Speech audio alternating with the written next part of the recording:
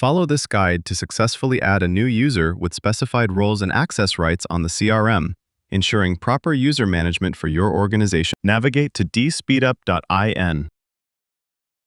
Navigate to User.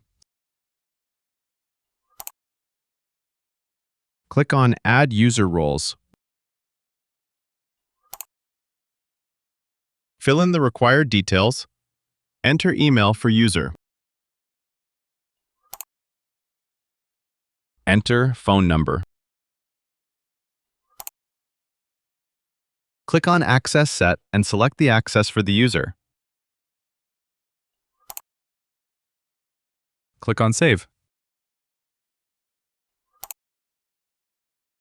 The new user will receive an email with login credentials.